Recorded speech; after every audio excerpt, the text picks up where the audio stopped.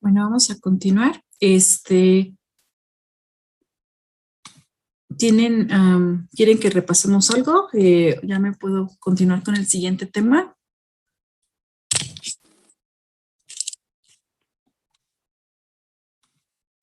Siguiente tema es organización genómica.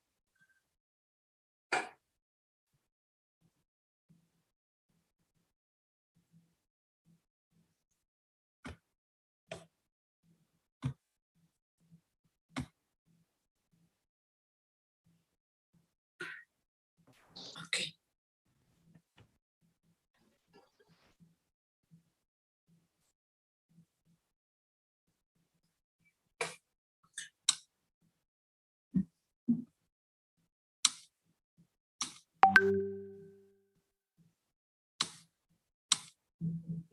Ok. Vamos.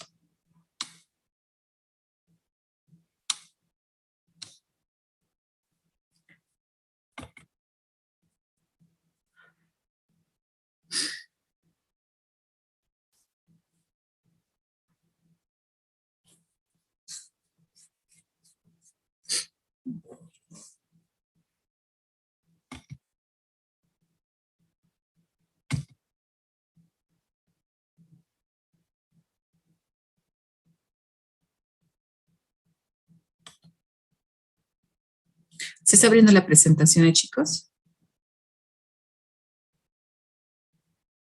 No, doctora. No. Pero no se preocupe. Sí. Sí, es que pensé que alguien me dijo no. Le digo, no, apenas se está abriendo. Ok. Bueno. Muy bien.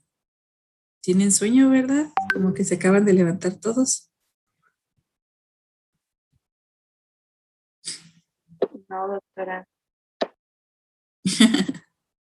Bueno, vamos a... Ya al 100 desde temprano. Ya. Cuando estaba en el Tecno, antes daba también clases en el Tecno. ¿Cómo se llama? Tenía un chico que sus papás trabajaban en el mercado de abastos. La clase que me tocaba darles a mí era de química general a un grupo de mecatrónica. Ellos también llevan química general. Entonces, pues este chico se levantaba desde las 4 de la mañana y mi clase era de 8 a 9 de la noche, era mi clase. Imagínense todo, bueno, eran 3 días, ¿no? Los que yo impartía clase ahí. Y ya para esa hora ya el chico ya estaba bien adormilado, ya pedía casa para ir a dormir. Bueno, les voy a pasar ahorita, aquí a través del chat, las presentaciones, ¿sí? Entonces, para que por favor me digan si les llegan ahorita a través del chat, ¿sí? Entonces, a ver, va. Les estoy enviando una que dice, a ver, ahí está, biología molecular, celular y tisular, esa es la parte de introducción, ¿sí? Aquí dice, según que sí se envió correctamente. Les estoy enviando otra que es ciclo celular, la presentación que estábamos viendo sobre ciclo celular, donde hablamos de mitosis, meiosis, ¿sí? Y les estoy enviando ahorita otra más, que es la que vamos a estar viendo, que es de organización genética. Bueno, déjenme cerrar esa de organización, si no, no me va a dejar enviarla. Organización genética, ¿sí? Y les voy a enviar otra más para que la vayan repasando. Déjenme checar dónde está. Estructura de los ácidos nucleicos, que son las dos clases que vamos a estar revisando a lo largo de esta semana y la siguiente, ¿sí? Para poder terminar en tiempo y forma para sus evaluaciones. Entonces, pues voy a continuar. Vamos a continuar el día de hoy. Si ya no tienen dudas al respecto de lo que es el ciclo celular, pues ahorita ya avanzamos, ¿sí? Con organización genética. ¿Les parece?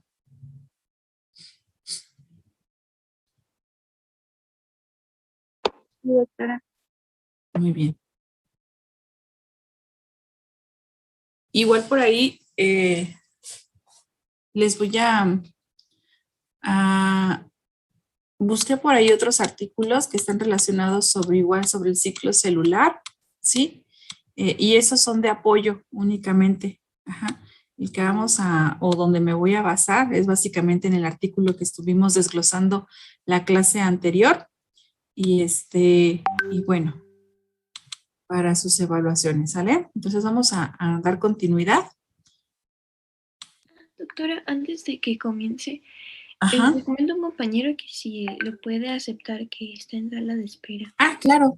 Gracias. Es que estaba acá con los archivos y no los veía. Sí, listo. Bueno, ya están todos. Ujú. Entonces voy a compartirles pantalla.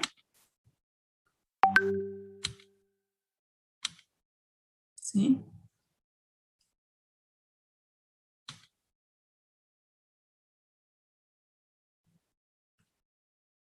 Ya están viendo la pantalla, ¿verdad? Sí, doctora. Ok. Eso lo voy a minimizar. Bueno, entonces lo que nos corresponde, sí, esta semana y la que viene es organización del genoma. Y bueno, para ello ya habíamos visto algunas diapositivas importantes en clases anteriores. Sin embargo, aquí pues ya se los plasmo completamente sobre este tipo de organización, donde tiene que ver desde que damos por definición, ¿sí? El concepto de lo que es gen, dónde se encuentra localizado lo que son los genes, ¿sí? Y bueno, cuáles son las implicaciones que esto tienen en la cuestión de la organización. En sesiones anteriores hablábamos de que esta parte de organización genética se las había dejado así entrever, ¿sí? De la cuestión en cómo la célula pues se encuentra compartamentalizada, ¿sí? La célula está compartamentalizada, ¿sí? Y de acuerdo a estos compartimientos que contiene la célula, básicamente a nivel de ácidos nucleicos o a nivel genomas, pues tiene, ¿sí? Bueno, aquí voy a borrar esa parte. Tenemos entonces que esta célula que está compartamentalizada, pues prácticamente atiende a los genomas eucariotas. Ajá. Pero las células procariotas, pues no están compartamentalizadas.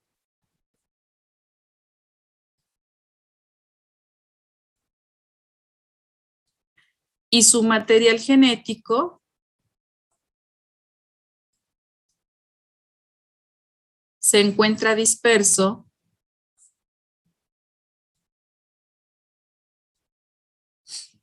en el citoplasma. ¿Sale? Y ese material genético del cual hablamos en células procariotas, pues estamos hablando de ADN cromosomal y ADN citoplasma, ADN, se me fue, plasmídico, ¿sale? Y ADN plasmídico. Mientras que en las células eucariotas, pues vamos a encontrar ADN nuclear, ADN de protoplasto, si estamos hablando de prácticamente de células vegetales, y ADN mitocondrial, ADN de cloroplasto. ¿Sí? Bueno, Atendiendo a lo que es la organización genética en genomas eucariotas, vamos a desglosarlo de la siguiente manera. Los eucariotas, ¿sí? Sus células de los eucariotas, pues básicamente tienen diferentes tipos de organelos y en estos organelos núcleo, cloroplasto y mitocondrias es donde albergan principalmente ácidos nucleicos. Bueno, en este caso, para poderlos identificar, pues debemos saber entonces que esos ADNs, ¿sí? Pues se encuentran compactados a nivel cromosomal, ¿sí? Vamos a hablar del ADN nuclear ahorita. Se encuentran compactados hasta cromosoma y ese ADN, pues prácticamente, ¿sí? Secuencias específicas, ¿sí? Dan lugar a la formación de un gen, ¿sí? Donde un gen en el cromosoma, pues es la unidad básica de información genética, ¿sí? Entonces el gen está constituido por ADN, secuencias específicas. Estos genes los encontramos pues localizados en los cromosomas y en los cromosomas vamos a contener locis y locus. Ajá. Donde el locus, ¿sí? Es esa región dentro del cromosoma en donde albergamos a la localización específica de un gen en particular. Locus es para un gen en particular, es la forma singular, mientras que loci es la forma plural, ¿sí? Entonces, esta forma en locis, pues prácticamente aquí encontramos familias de genes. Ajá. Ya no estamos hablando como en los locus, que solamente nos estamos refiriendo pues a un solo gen en una distancia pues específica. Imaginemos que este es un cromosoma, ¿sí?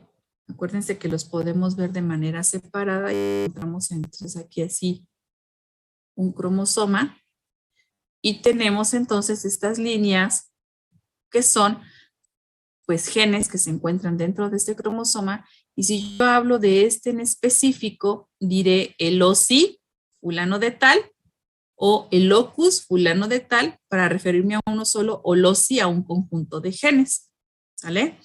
Que se encuentra a X distancia, aquí ya vamos a medir distancias en los cromosomas, localizado a 1500 pares de bases, por ejemplo, estamos hablando ya de una localización, y entonces estos locus, pues también, bueno, en los cromosomas, pues también encontramos lo que son los mapas genéticos, y esos mapas genéticos, ¿sí? Me dan lugar a la identificación de los locus o de los locis en el cromosoma. Bueno, atendiendo a ello, ¿sí? En los locus, ¿sí? Ahora voy a dibujar aquí a otro cromosoma. Pues vamos a encontrar a lo que son también los alelos, ¿sí? Los estoy dibujando de manera separada, pero saben que van cruzados. Y entonces, en un alelo, ¿sí? Podemos identificar, ¿sí? Que pues prácticamente son las diferentes formas de un mismo gen, ¿sí? Entonces, estos alelos, ¿sí? Generalmente, pues los vamos a encontrar en los organismos, pues, diploides, ¿sí? Y van a estar arreglados como pares homólogos. Ajá. Entonces, el alelo, por ejemplo, las diferentes formas de este alelo me pueden generar a las isoenzimas, ¿sí? Dan lugar a isoenzimas, ¿sí? Y estas isoenzimas, recuerden ustedes que son enzimas que tienen la misma función, pero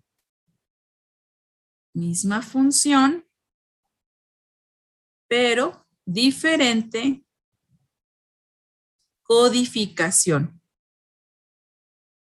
¿Por qué diferente codificación? Porque estamos hablando de que la enzima pasó por ADN, pasó por ARN, pasó por la formación de proteína. Pero aquí en ADN, ¿sí? La enzima pues tiene diferente, ¿sí? Secuencia. Y al tener diferente secuencia, me va a generar una codificación diferente, aun y cuando vaya a tener la misma función. ¿Pero por qué tiene diferente secuencia? Ah, bueno, pues porque está atendiendo a la forma de un alelo. ¿Sí me explicó?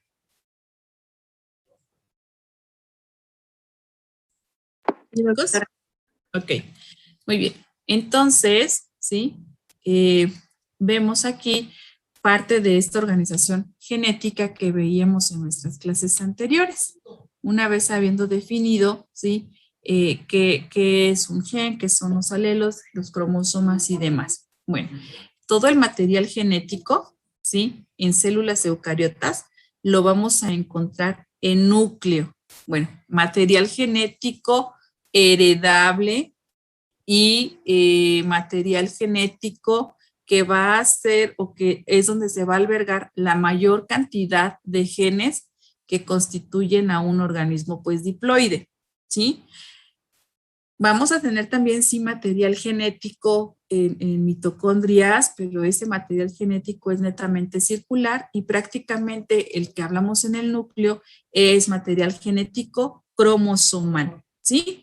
Y entonces, este material genético cromosomal que se encuentra en núcleo, pues básicamente para que éste pueda compactarse, pues necesita de proteínas. Y esas proteínas, pues son las proteínas histonas, ¿sí? Estas proteínas son las que van a permitir condensar, ¿sí? A esas secciones de gen hasta su máxima condensación que va a ser y localización en cromosoma. Entonces aquí, dependiendo de la etapa del ciclo celular, ¿sí? En la cual se encuentre la célula, ¿sí? Pueden existir varios tipos de empaquetamiento, ¿sale? Y esos empaquetamientos van a atender al empaquetamiento con histonas, posteriormente a la generación de la cromatina, los empaquetados de cromatina en forma de nucleosomas, ¿sí? El fragmento ya de nucleosomas, pero de manera extendida, como lo podemos observar acá, ¿sí? Y luego entonces el superenrollamiento condensado del cromosoma, ¿sí? Hasta tener lugar ya en la división completa de la célula, los cromosomas pues completos, ¿verdad? Bueno, entonces cada molécula de ADN, ¿sí?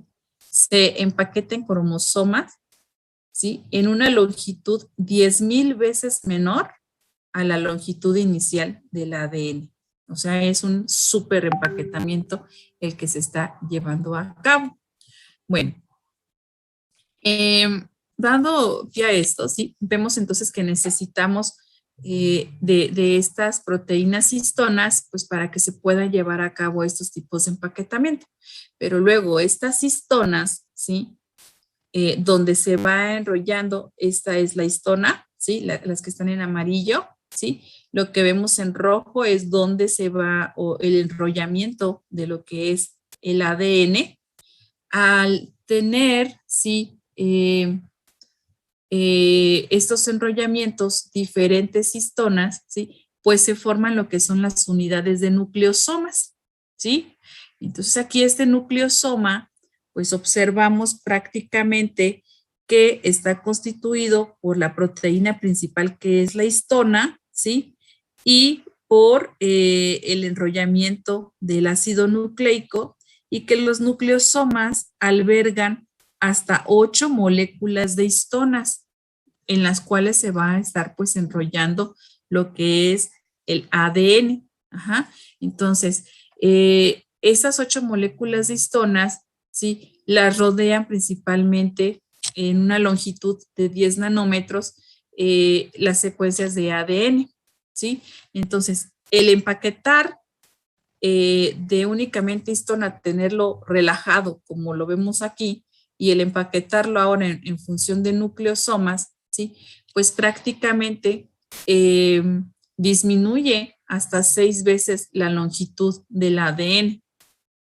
Entonces, aquí importante, este empaquetamiento pues se lleva, ¿sí? O el nucleosoma conformado principalmente por 8 moléculas de histonas. Y ahí ya vamos conjuntando, ya no está de manera pues relajada.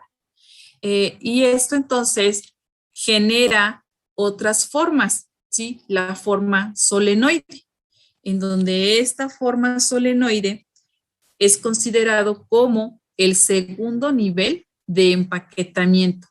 Ajá. Aquí ahora ya estamos hablando de conjuntos de nucleosomas, ¿sí?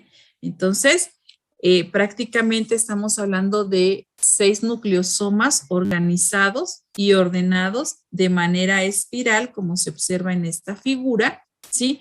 En donde ese empaquetamiento pues se va haciendo todavía más compacto y esa compactación va a atender también a la espirilización, ¿sí? Que se va a llevar a cabo de esas proteínas, ¿sí? De estos nucleosomas que están presentes, generando entonces, ¿sí? Ahora una estructura, ¿sí? De hasta 30 nanómetros, ¿verdad? Bueno, este ahora es el segundo nivel de empaquetamiento, pero es una espiralización de primer grado. ¿Por qué? Porque apenas va tomando esa pues, forma espiral para que vaya a continuar con esta condensación que se está llevando a cabo. Posterior a la formación del solenoide, ya cuando tenemos varios conjuntos de solenoides, ¿sí? Entonces me están formando lo que es la cromatina, ¿sí? Y la cromatina atiende al tercer nivel de empaquetamiento del ADN. Ajá. Y entonces, ¿sí? Aquí prácticamente en esta cromatina, pues estaremos observando prácticamente N cantidad de nucleosomas esterilizados, ¿sí? Que van a dar lugar entonces a una forma, ¿sí? De cromosoma ya extendido. Aquí ya vemos cada una de estas espirales que estamos observando aquí atiende a la compactación de esos nucleosomas empaquetados en forma de solenoides, ¿sí? Y entonces me da lugar a esta forma de cromosoma extendido. Ajá. Y el cromosoma extendido se le denomina cromatina, ¿sí? Entonces, esta cromatina ahora se ha disminuido o ha disminuido su extensión hasta en 300 nanómetros, ¿sí? Entonces, la cromatina va a atender a el segundo grado de espiralización, ¿sí? De esas moléculas empaquetadas. Bueno, posterior a ello, en esta cromatina, pues obviamente vamos a tener 2 tipos de cromatina, ¿sí? Porque estamos hablando entonces que en el ADN, bueno, en el genoma, ¿sí? En el genoma se tiene ADN codificante y ADN no codificante. Entonces, esos ADNs codificantes y no codificantes, todos van a estar presentes en cromatina. Por eso, importante identificar, ¿sí? Que dependiendo, ¿sí? Del grado de condensación, se puede entonces clasificar a la cromatina como eucromatina y heterocromatina. Ajá. Entonces, esta eucromatina, pues prácticamente es donde vamos a encontrar, ¿sí? La mayor parte de los genes activos. ¿Esto qué quiere decir? De los genes ¿sí? Que van a tener una expresión y una codificación hacia proteína, ¿sale? Encontramos aquí en eucromatina ADN codificante y ADN no codificante. Pero este ADN no codificante prácticamente corresponde a las unidades de intrones. Y acá el ADN codificante atiende las unidades de exones. Y tanto intrones como exones constituyen a la estructura de un gen. ¿Ok? Bueno, mientras que en la heterocromatina, pues vamos a encontrar, ¿sí?, la mayor cantidad de ADN, ¿sí? Aquí en heterocromatina, mayor cantidad de ADN no codificante, ¿sí? Y este ADN no codificante, pues es ADN, por ejemplo, si déjenme ponerlo aquí con otro color, como aquellos que son pseudogenes, ¿sí? Como secuencias repetidas, ¿sí? Como, secuencias repetidas, pseudogenes, transposones, entre otros, ¿sí? Esta heterocromatina se encuentra, ¿sí?, en menor cantidad en el núcleo, ¿sí? Y la función importante de la heterocromatina es que sí interviene también en procesos nucleares, procesos de regulación, en procesos nucleares de regulación, ¿sí? Como es el silenciamiento de genes o incluso la organización, pues, nuclear. El silenciamiento de genes en eucariotas, pues, es básicamente como un mecanismo también de defensa. Y se ha observado, o la primera vez donde se observó en eucariotas, pues fue en plantas. Sin embargo, pues también sucede en mamíferos. Y como podemos observar aquí en esta fotografía, vemos entonces la cantidad de heterocromatina y eucromatina, ¿sí?, en los núcleos celulares. Aquí tenemos diferentes núcleos, ¿sí? Y bueno, pues se puede observar entonces en mayor cantidad a la eucromatina y en menor cantidad a la heterocromatina, ¿sí? Entonces voy a dejar ahorita la sesión, si me está avisando, finalizo y volvemos a entrar. A few moments later. Que sí, bueno, mayor cantidad de ADN codificante y menor cantidad ADN codificante o de secciones codificantes, ¿sí? Entonces, es por ello que la heterocromatina, entonces, la podemos aún todavía subclasificar, ¿sí?, como heterocromatina constitutiva y heterocromatina facultativa. En la heterocromatina constitutiva, ¿sí?, vamos a encontrar prácticamente ADN satélites, ¿sí? Y bueno, estos ADN satélites que se encuentran en el cromosoma, pues vamos a encontrar que van a codificar principalmente para ARN ribosomales. Entonces, si yo hiciera formular una pregunta donde dijera el ARN ribosomal se sintetiza en la heterocromatina facultativa, ¿cierto o falso? Pues la respuesta sería falso, porque se está codificando en la heterocromatina constitutiva. o si les mencionara, si el ARN ribosomal se codifica en la eucromatina, pues sería falso el ARN ribosomal, porque se está prácticamente codificando en la heterocromatina constitutiva, ¿sí? Y entonces esta tiene una función importante e indispensable, ¿sí?, para la formación de nuevos ribosomas, ¿sí? Bueno, en relación a la heterocromatina facultativa, aquí sí, se encuentran la mayor cantidad de genes que se pueden inactivar de manera específica.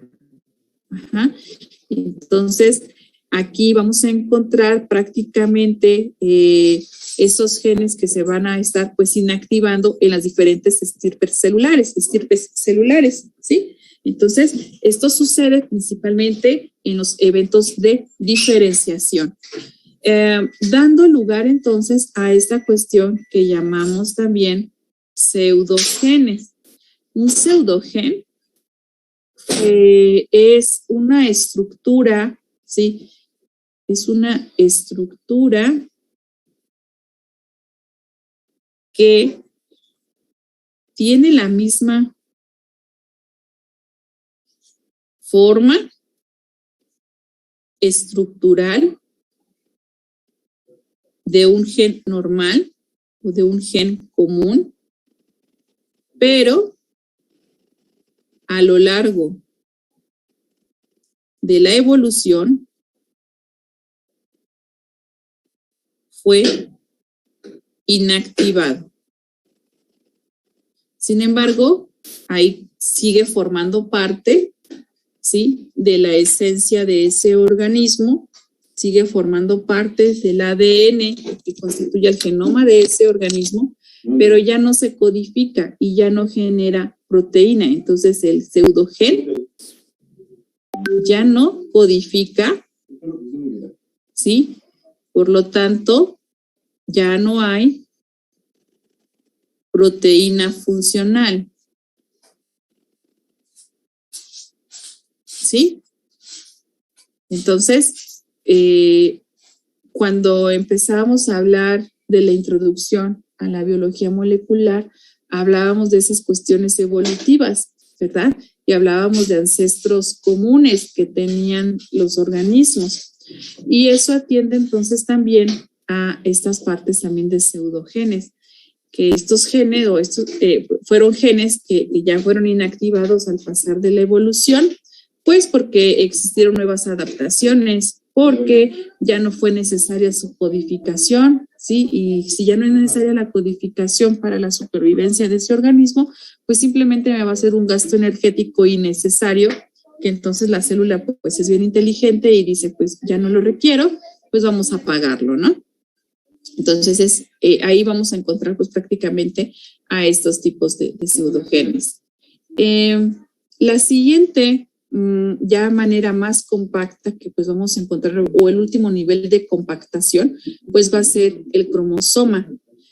El cromosoma entonces va a atender el cuarto nivel de empaquetamiento, ¿sí? Y esto, el cromosoma, ¿sí?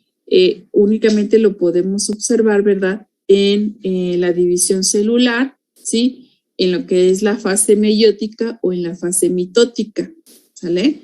Entonces, este grado de condensación pues está generado por una super espiralización, ¿sí?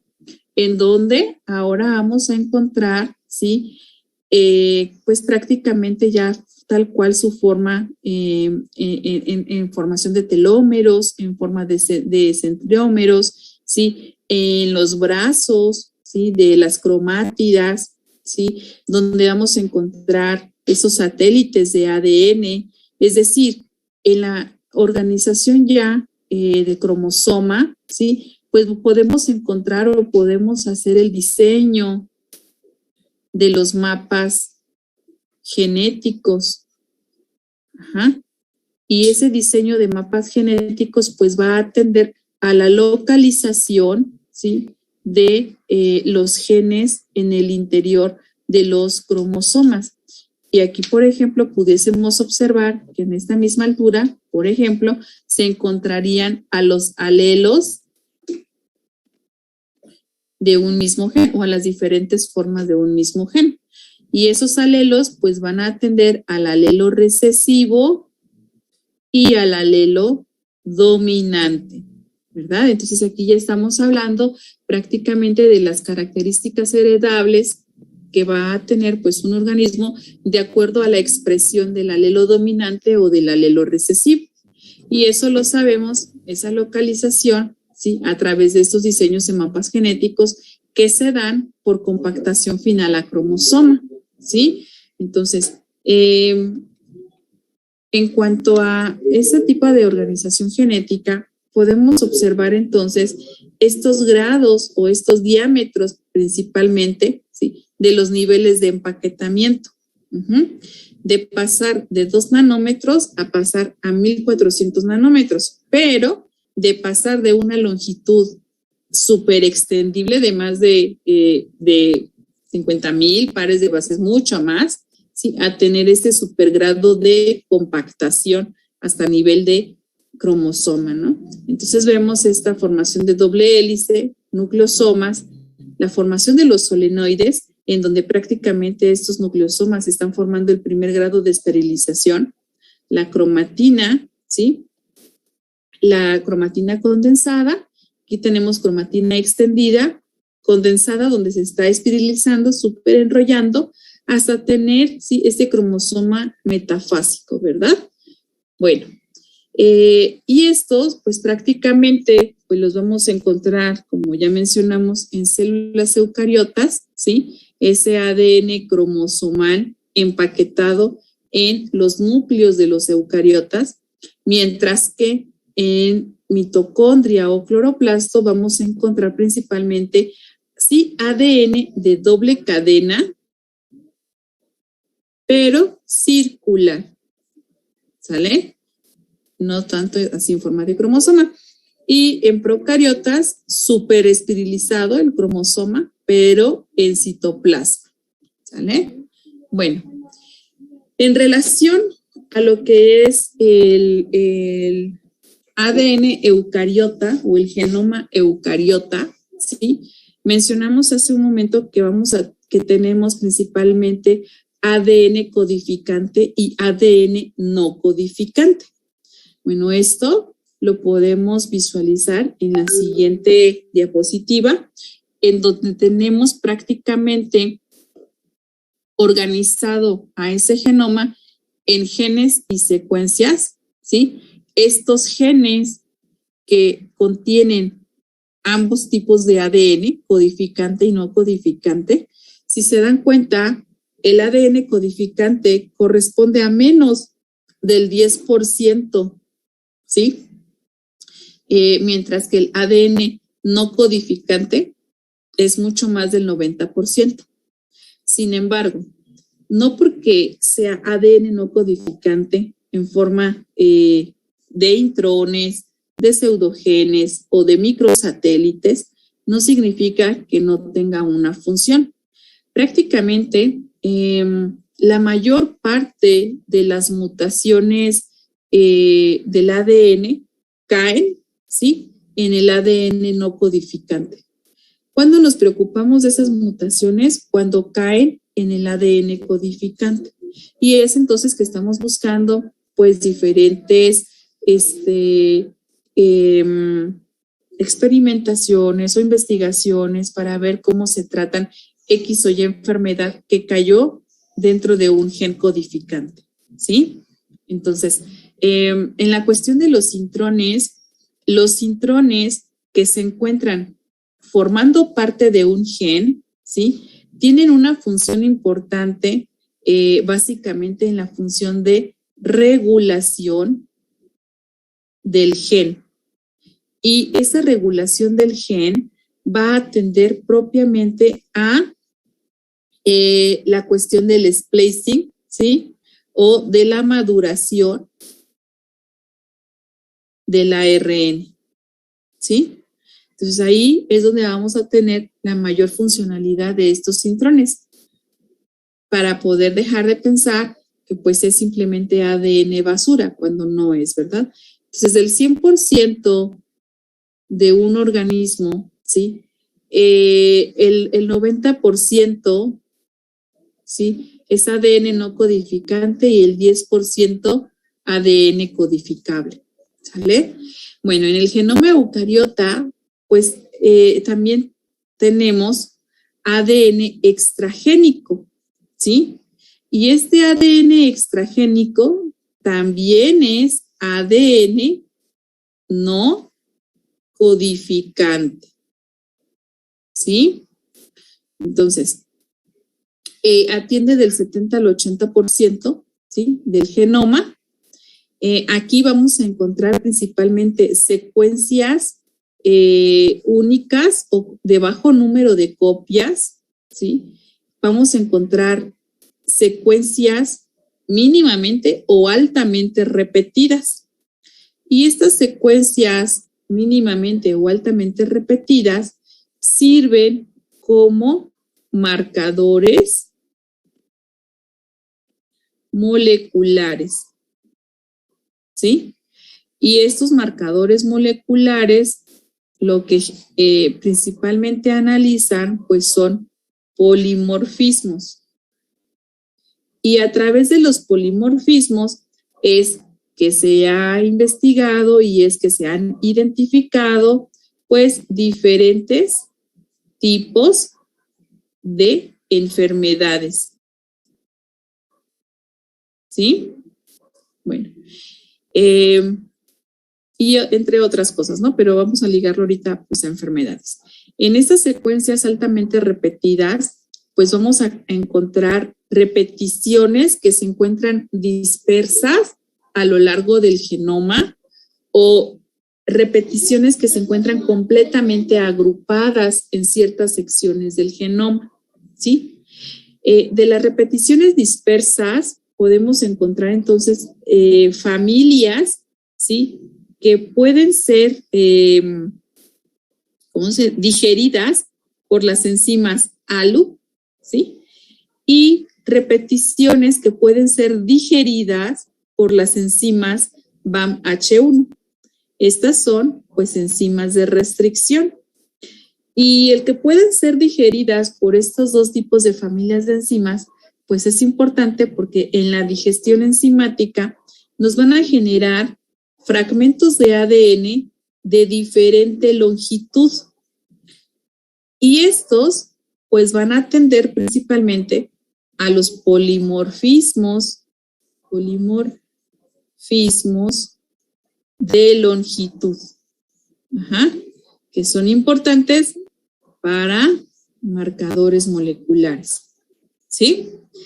En cuanto a las secuencias que se encuentran altamente repetidas, pues vamos a encontrar que estas sí se encuentran en su mayor parte agrupadas y las vamos a agrupar en ADN satélites, mini satélites o microsatélites. Estos ADNs mini satélites, ¿sí? Son secciones de ADN de hasta 100 pares de bases, es decir, que se van a estar agrupando de 100 en 100 pares de bases esas repeticiones, mientras que en los microsatélites las repeticiones atienden de 2 a 10 pares de bases. Esto es que tengo, por ejemplo, secuencias, ¿sí? Por ejemplo, de adenina, timina, repetidas, ¿sí? 10 veces, ¿sí? Por ejemplo, o más veces. Entonces, aquí tengo estos repetidos de adenina, timina, que atiende a 2 pares de bases, ¿sí? Y así se pueden continuar, ¿no? O puedo tener, ¿sí? Repetidos de hasta 10 pares de bases, ¿sí? A lo largo de este ADN agrupado. Y los ADN satélites atienden a repeticiones de hasta 1000 pares de bases, ¿sí? Entonces, en estos ADNs que son extragénicos, muchos de estos ADNs extragénicos, déjenme ponerlo acá en amarillo para que se vean, atienden principalmente a transposones, ¿sí? Y los transposones son principalmente ADNs de origen viral. ¿Y cómo es que llegan al ADN o al genoma eucariota? Pues por los diferentes tipos de infecciones virales, ¿sí? Se quedan, ¿sí? Acuérdense que utilizan el material, la maquinaria de la célula para poderse seguir replicando. Y muchas veces, aunque sí logramos, pues esta cuestión de eliminarlos del organismo y demás, ciertas secciones de estos se van quedando dentro de lo que es el genoma de los organismos, ¿sí? Sin generar ningún tipo de daño. Simplemente son secuencias cortas de ADN, ¿sí? Y que esas secuencias cortas de ADN, llamadas transposones, pues tienen movilidad a lo largo del genoma. Esto es que van saltando como la ranita, pero en el genoma, ¿sí? Y estos saltos que generan muchas veces me van generando secuencias intergénicas, ¿sí? Entonces, pues también hay que poner atención a estos tipos de transposones. Y pues bueno, ¿qué decir del ADN mitocondrial, verdad? Que ya hemos hablado. Entonces, de manera general, bueno, aquí me detengo. ¿Tienen alguna pregunta o puedo continuar? Disculpe, doctora, ¿era de los transposones se generaba una secuencia qué? Perdón. Ok, secuencias intergénicas. Esos saltos, los saltos que tiene el transposón a lo largo del genoma, puede generar secuencias intergénicas. ¿Sí? Y estas son las que no generan ningún daño. Sí, no generan, en general, el transposón como tal, no. Sí, miren, voy a poner aquí un ejemplo. Lo que generan son más tipos de fenotipos. Por ejemplo, voy a poner en maíz un ejemplo. ¿Sí? En maíz. ¿Sí? En maíz generan estos tipos de fenotipos. ¿Sí? Prácticamente estas coloraciones moteadas, ¿sí?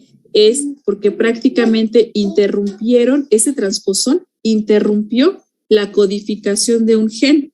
Ajá. Entonces, al interrumpirla, ¿sí? Esto es, por ejemplo, imaginen que este lápiz, ¿sí? Es mi gen.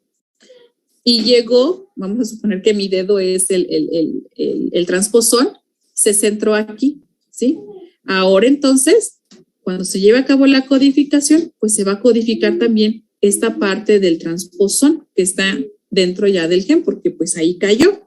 Y lo que generó, pues ya no va a ser un fenotipo únicamente amarillo, sino que vamos a tener también estos fenotipos de color que se están generando.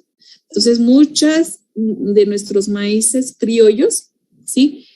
Tienen pues estos transposones que generan estos tipos de matices en nuestros maíces, ¿sí? Entonces, aquí vemos, por ejemplo, ¿sí? Básicamente en un maíz totalmente negro, ¿sí? La inserción de un transposón, ¿sí? En este caso se le denomina transposón B Bolivia, ¿sí? Y lo que genera entonces es este fenotipo que estamos observando, ¿sí? Ahora. Doctora. Ajá. ¿Está compartiendo pantalla? Sí, ¿no se ve? No, es que nos quedamos en la presentación. Ah, a ver, permítame, ahorita lo soluciono. Aquí está. Bueno, entonces les mencionaba en maíz, ¿sí? Son estos fenotipos que están siendo generados por la presencia de transposones en su genoma y que la mayor parte de nuestros maíces criollos pues tienen N constitución de transposones. Por esto tenemos también una alta diversidad genética y razas de maíces, ¿sí?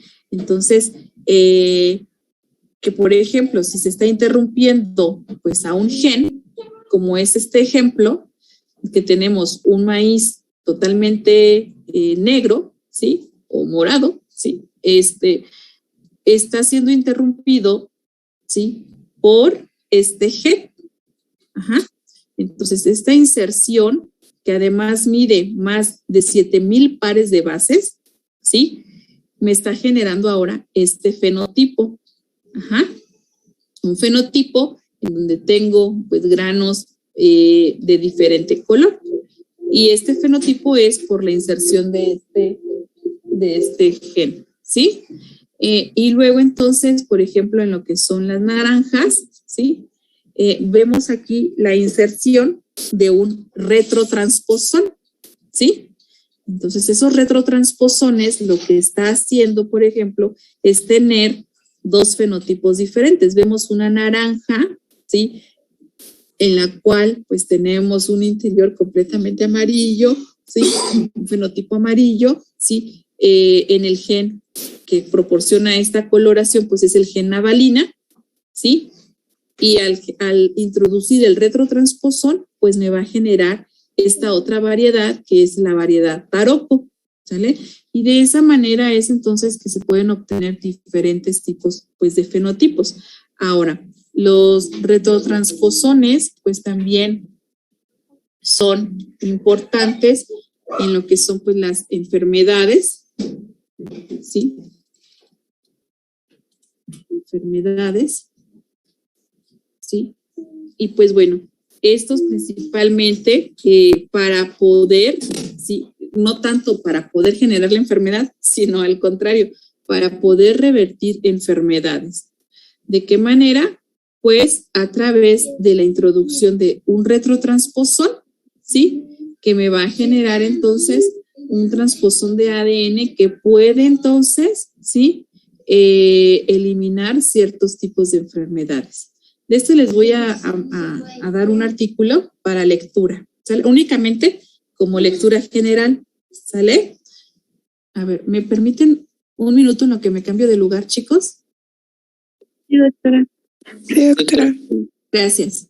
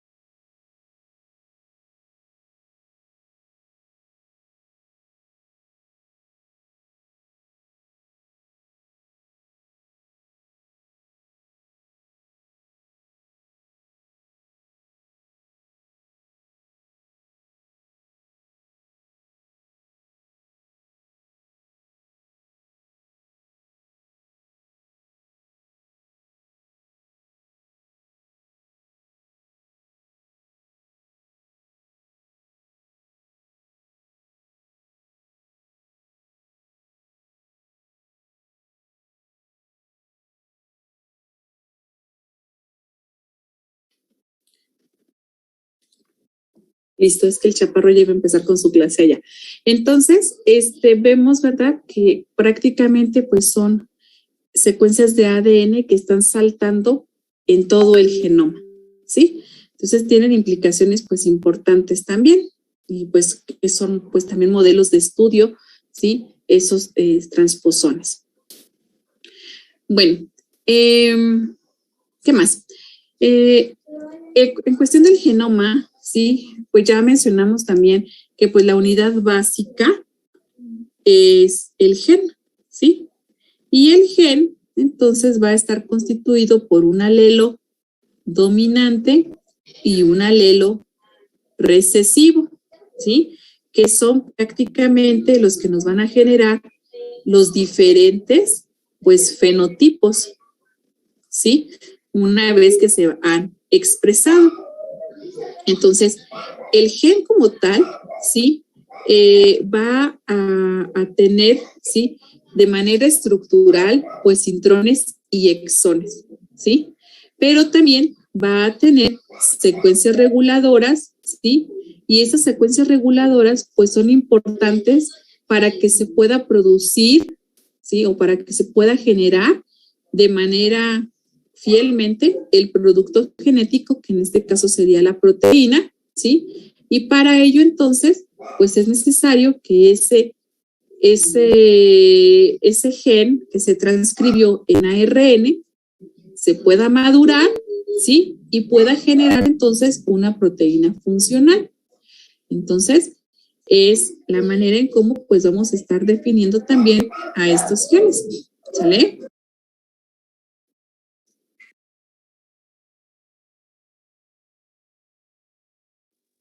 Yo tenía una duda por ahí en algo es relacionado con la condensación del ADN.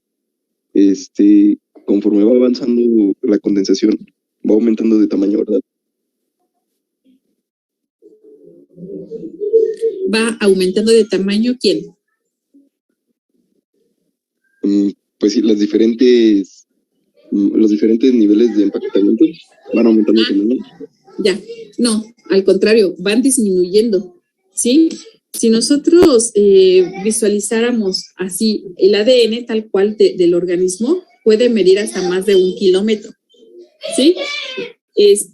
Por ejemplo, es un ejemplo, ¿sí? Si lo extiendo, ¿sí? A ese ADN lo voy a extender y puede llegar a medir hasta 1 kilómetro. Es una suposición, ¿sí? Entonces, pero si lo voy compactando, ¿sí?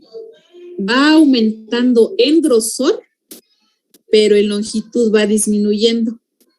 ¿Sí me explico?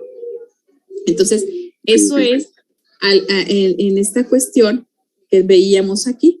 Si yo hago aquí una línea perimetral, ¿sí?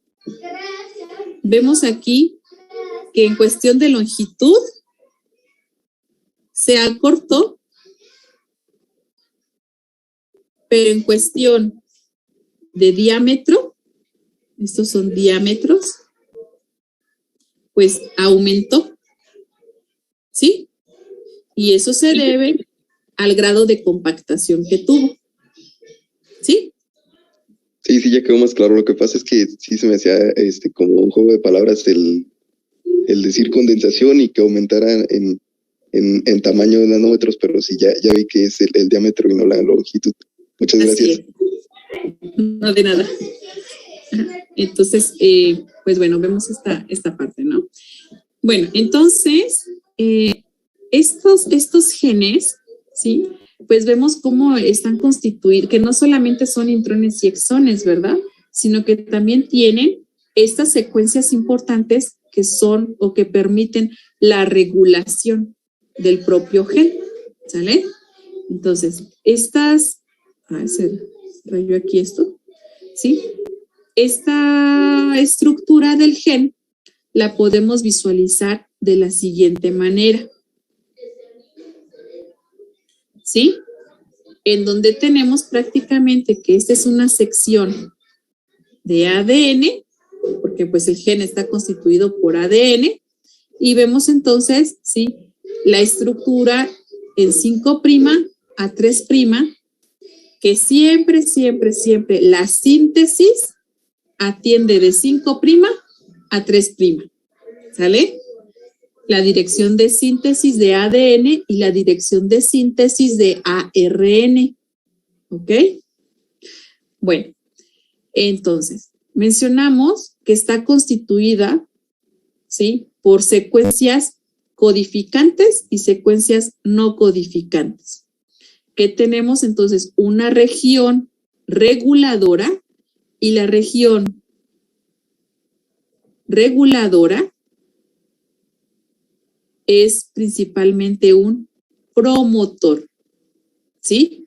Es donde primordialmente se va a llevar la regulación. Entonces el gen, ¿sí? Va a estar constituido por un promotor, por intrones, exones, ¿sí? Aquí únicamente les definen la parte de secuencia codificante, ¿sí? Por regiones río abajo, cuando hablemos de río abajo, nos vamos a referir hacia ¿cómo se llama? Hacia el 3', y cuando hablamos de río arriba, nos vamos a referir hacia el 5', ¿sí? Que está en dirección al 5'. Entonces, aquí podemos observar pues lo que van a ser la unidad transcripcional y la unidad, ¿sí?, codificante. Ajá. Entonces, inmediatamente después del promotor se sitúa el inicio de la transcripción, posteriormente el inicio de la traducción ya en el ARN maduro, ¿sí? Finaliza la sección de la traducción y finaliza la sección de la transcripción. Es decir, aquí únicamente céntrense en estas unidades que están constituyendo a este ADN que forma parte de este gen, ¿sí? Entonces, el promotor,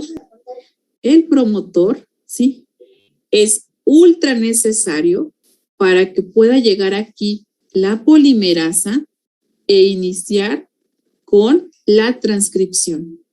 Si no tenemos promotor, no hay transcripción, ¿sí? Entonces, esto es ultra necesario. Y pues bueno, es quien marca además el inicio de la transcripción y además pues vamos a tener río abajo secuencias de paro de la transcripción. Bueno, en los genes procariotas, ¿sí?, tienden a agrupar sus genes en operones, ¿sí?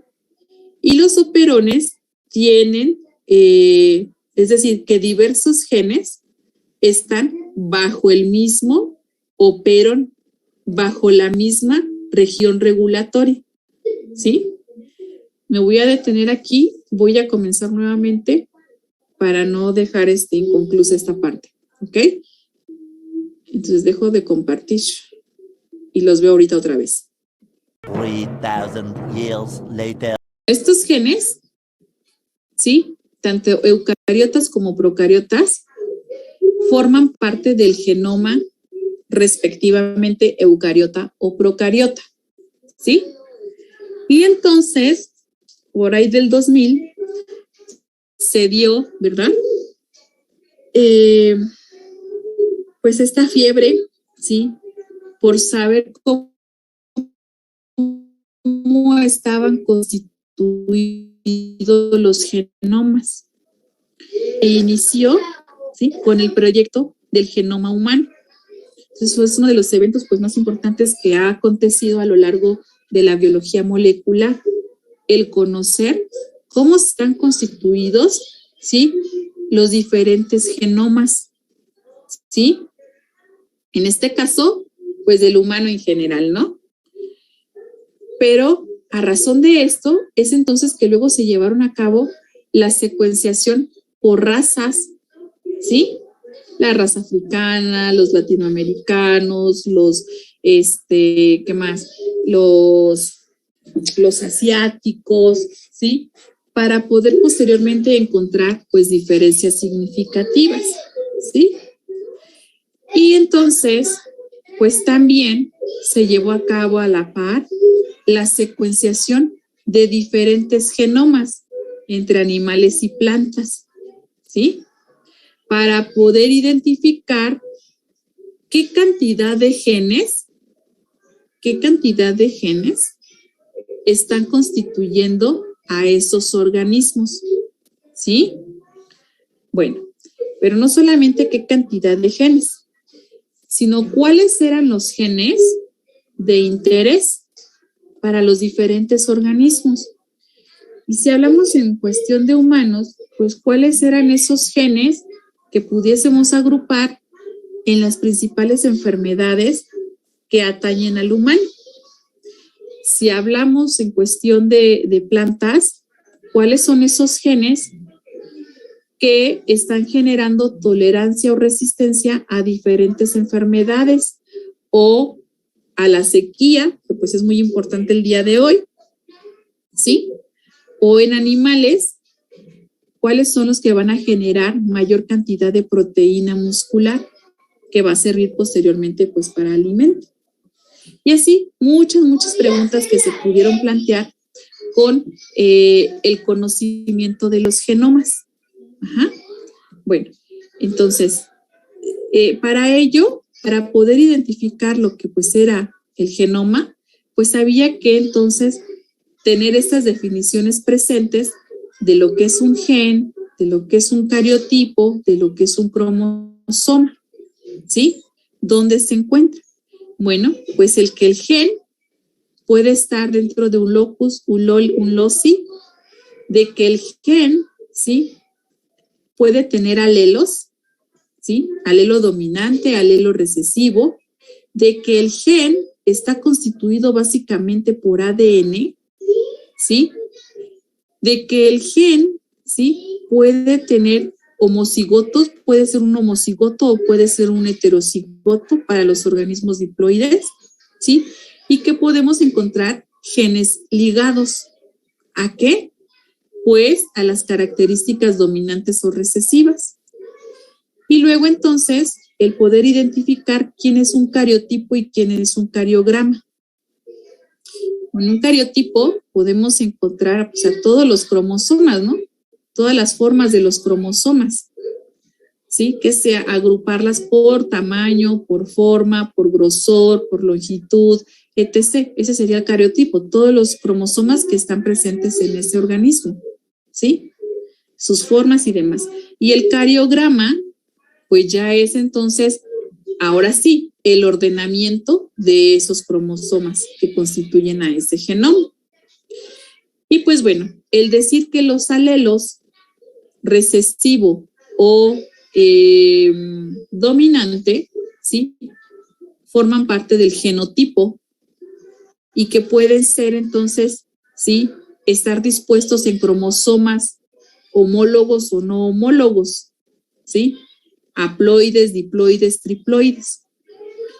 Pero que además me están generando fenotipos, ¿sí? Que van a estar relacionados a las características de los alelos dominantes o recesivos. Pero que además estos genomas, ¿sí? Pueden generar entrecruzamientos para la diversidad genética. Entonces, todo esto es lo que tenían que tener presente al momento de poder desglosar toda la información de las secuencias de los genomas, ¿sí? Y entonces, el poder identificar a los diferentes tipos de genomas. Un genoma, entonces, es la totalidad de información genética que posee un organismo. Información genética, ¿sí? El término, pues, fue acuñado prácticamente por Winkler, ¿sí? En donde utiliza la palabra gen, ¿sí? Prácticamente para decir que es la unidad unitaria de información genética, pero que el gen está albergado en los cromosomas, ¿sí? De ahí que tome la palabra genoma. Y tenemos genomas unicelulares, genomas pluricelulares, ¿sí? Genomas de organismos acelulares, como los virus, que tienen genoma de ADN o de ARN, algunos, ¿sí? Los genomas procariotas, que son prácticamente los cromosomas bacterianos, los ADNs plasmídicos, ¿sí? Que vamos a encontrar pues en bacterias y en algas, y obviamente los genomas eucariotas. Y en el genoma eucariota tenemos genoma nuclear, genoma mitocondrial y genoma de cloroplastos, ¿sí? Bueno, para ello entonces, pues es necesario pues, saber que todos vienen de la misma o que forman parte de unidades de ADN, ¿sí? Y pues bueno, vemos esta parte importante en donde los nucleares pues son altamente compactados, mientras que mitocondrial y cloroplasto son circulares de doble cadena.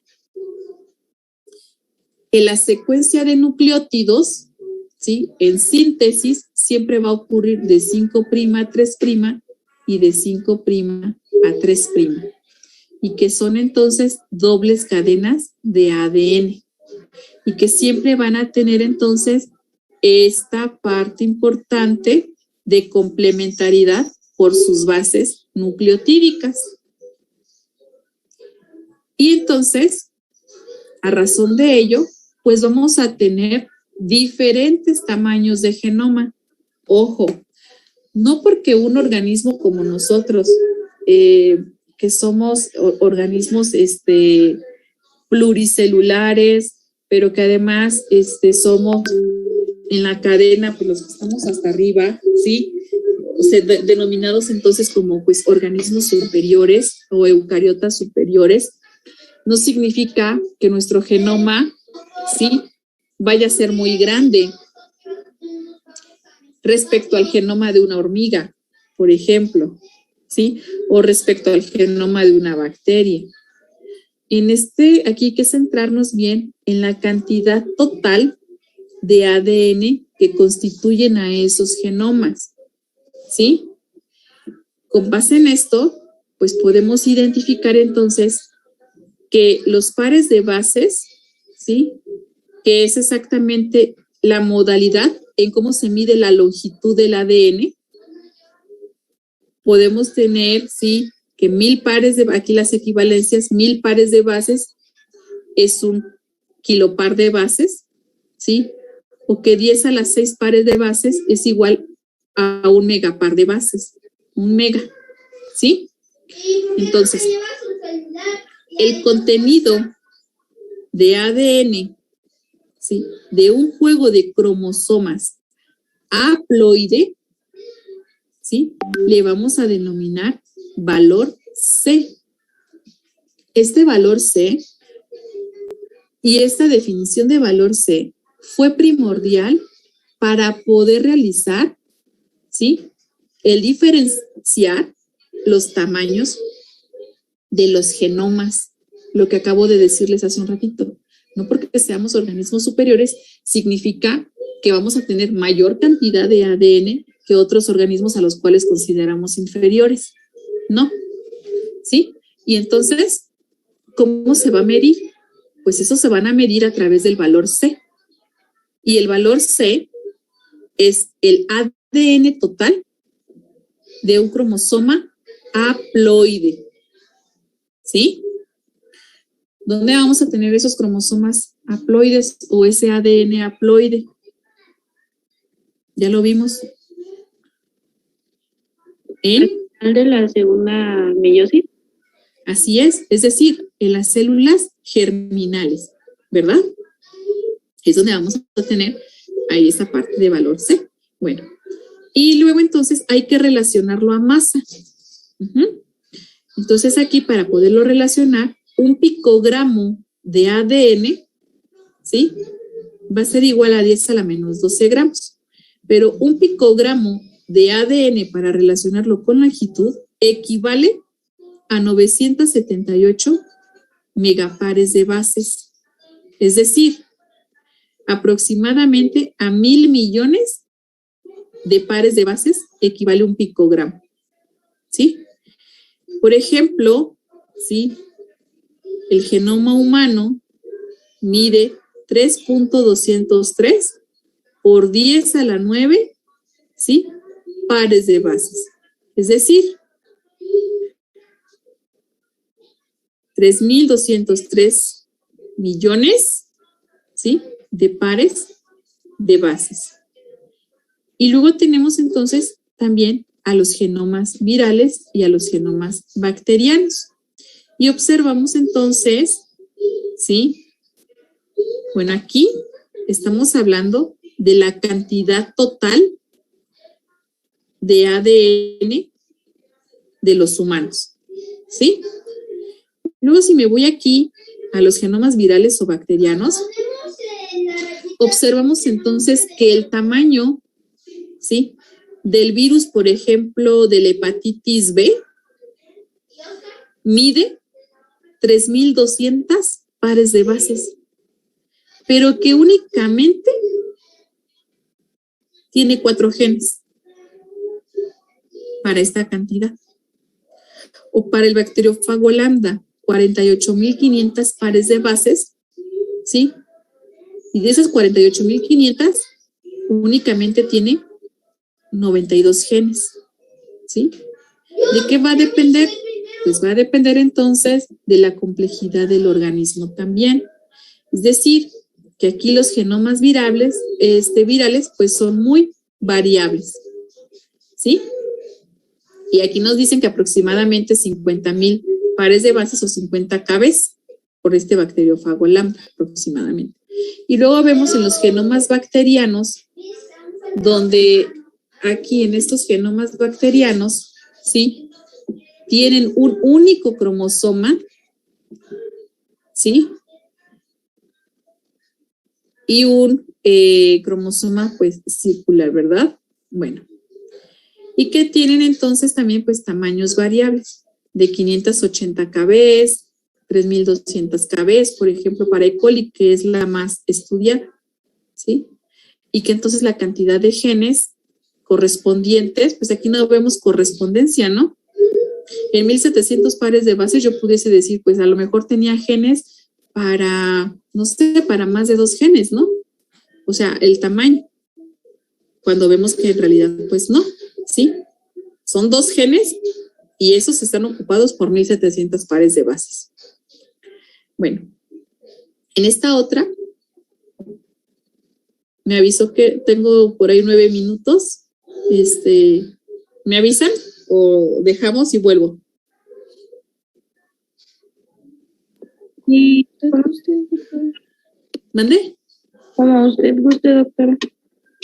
Bueno, dejo y vuelvo, ¿ok? Para no cortar aquí la inspiración. Dejo y vuelvo. A few minutes later. Ejemplo ¿sí? Esta bacteria sí que tiene 1,010,023 pares de bases, ¿sí? Versus, por ejemplo, un arquea, ¿sí? Que tiene 490,885 pares de bases y así otros organismos, ¿no? Entonces, en relación a esos genomas que estamos viendo eucariotas, ¿sí? Vemos características importantes del genoma mitocondrial, en donde el genoma mitocondrial, pues ya mencionábamos en otras clases, que es un genoma circular que está presente tanto en mamíferos como en plantas, que representa, ¿sí?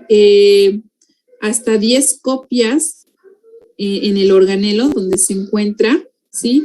Y que su longitud, en cuestión de hablando de tamaños de genoma, puede medir de 16,559 pares de bases hasta 16,570 pares de bases.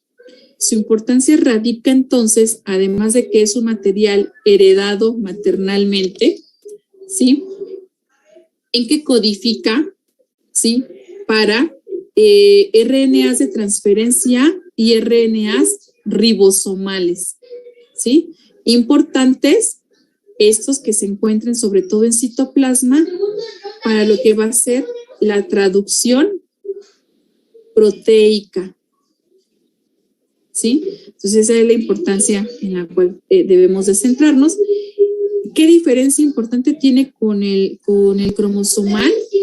Que no está empaquetado en forma de nucleosomas, que simplemente es circular, ¿sí? De doble cadena, súper enrollado. ¿Sale? Bueno, ¿qué otras características importantes tiene el ADN mitocondrial? La principal, ¿sí? Es que no presenta recombinación. Ajá. Y se presenta entonces como un solo haplotipo. Y esto transmitible obviamente de madres a hijos. Son secuencias, bueno, las secuencias son únicas, no se repiten. Importante, el ADN mitocondrial no dispone de intrones o de espaciadores, ¿sí? Y el ADN mitocondrial ha sido utilizado para llevar a cabo estudios sobre ecología molecular. Esto es, para poder trazar las diferencias entre las poblaciones, ¿sí?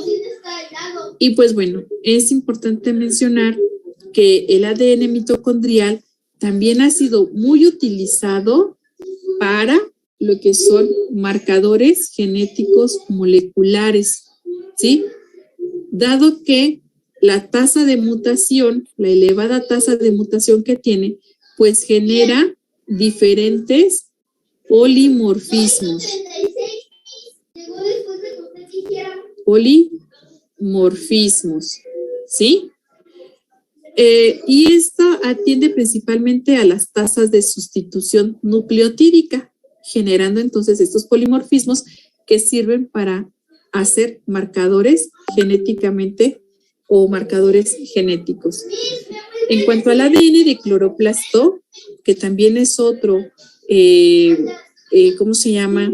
Genoma eucariota, también se hereda de manera materna, ¿sí? También es circular.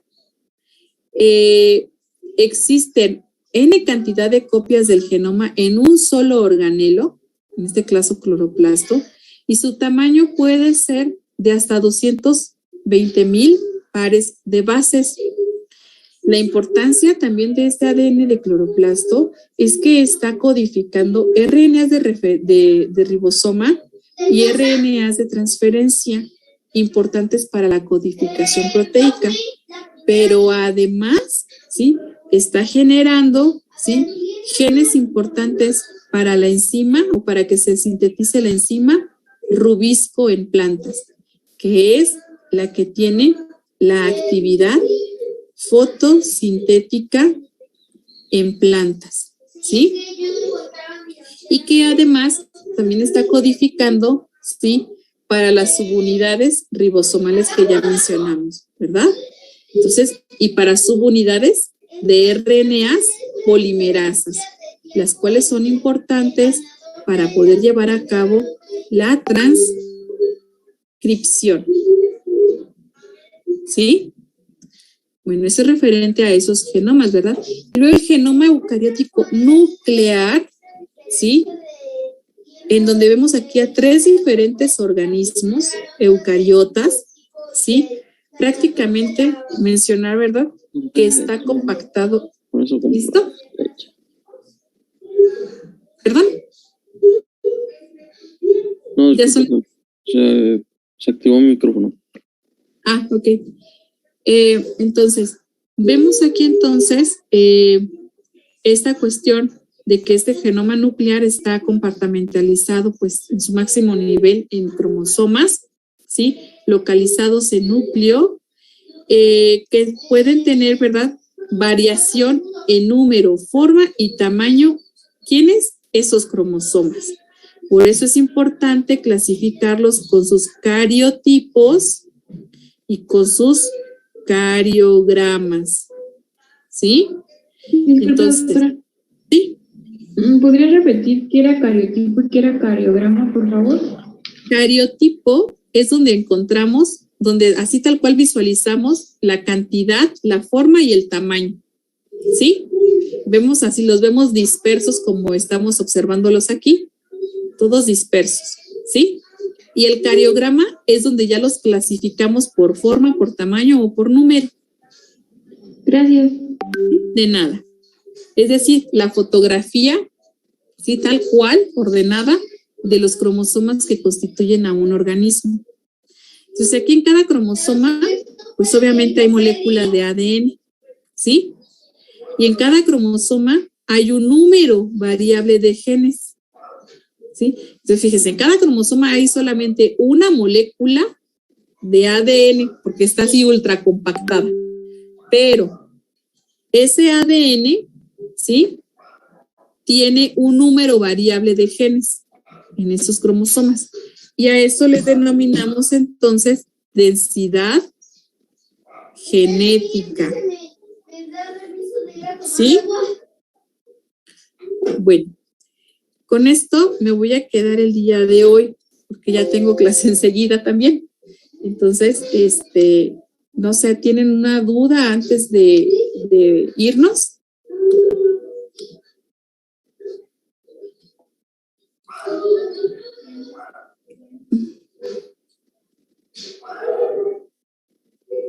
¿No? ¿No tienen dudas?